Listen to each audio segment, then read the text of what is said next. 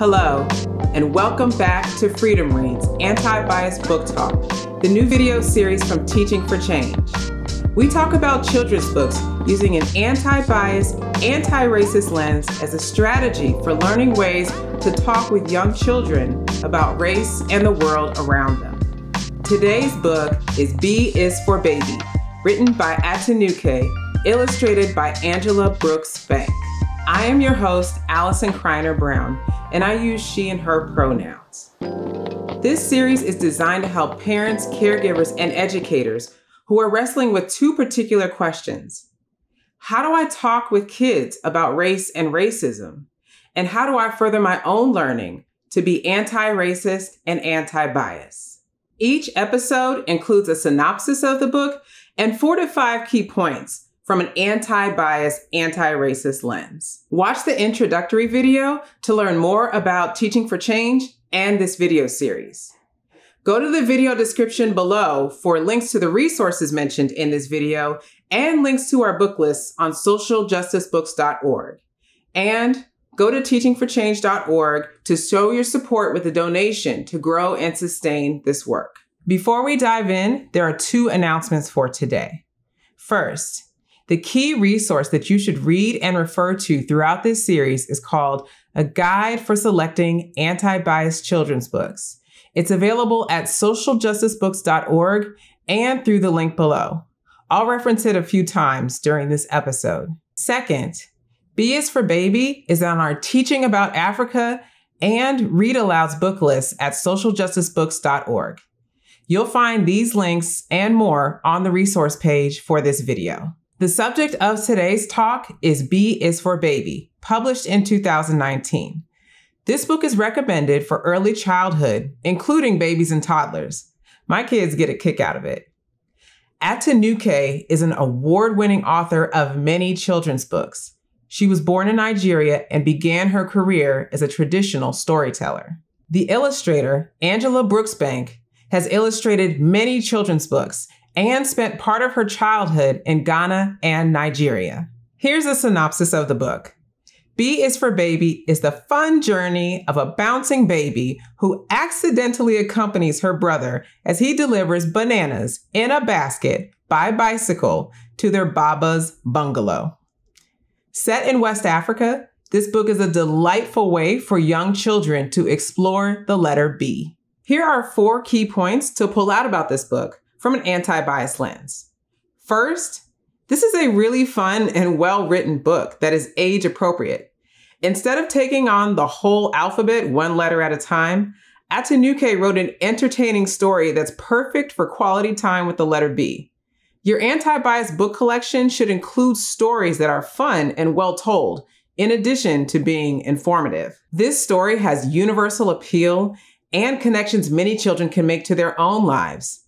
Beads, bananas, bicycles, buses, bridges, going to visit Baba, Grandpa, Abuelo, Pawpaw, or a loved elderly relative. With young children, anti-bias educators focus on observing ways that we are the same and ways that we are different from each other. Number 2, refreshingly, this is not another safari book. The Guide for Selecting Anti-Biased Children's Books encourages us to check the illustrations and look for stereotypes, and also watch for loaded words like civilized and primitive. This is especially important when it comes to children's books about Africa or that take place on the African continent. Do an inventory of the book collection in your home, classroom, or school. In the children's books you have about Africa or that take place in Africa, how many books are about animals or about going on safari? How many have people in them? And how are those people portrayed? Like you and me? Do the people look like they are stuck in the past, or does the book reflect aspects of modern life on the continent? Do you have any depictions of urban life on the continent of Africa? There are cities in Africa. If there is a storyline, are the African people central to the story, or are they background subjects for the animals or a different protagonist?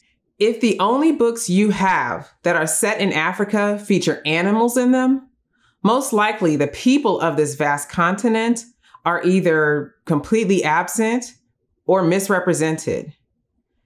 What message does that send to children? Number 3, a reason this book is so strong is because the author and illustrator bring true authenticity to this story, making it what we call an own voices narrative. B is for Baby presents an experience that in ways is different from daily Western life in the United States and Europe without making it seem exotic. From making the journey on a bicycle to the traffic jam across the bridge, there's a realness that emanates from the pages. You can tell that this was written and illustrated by people who know these places intimately, not imagined.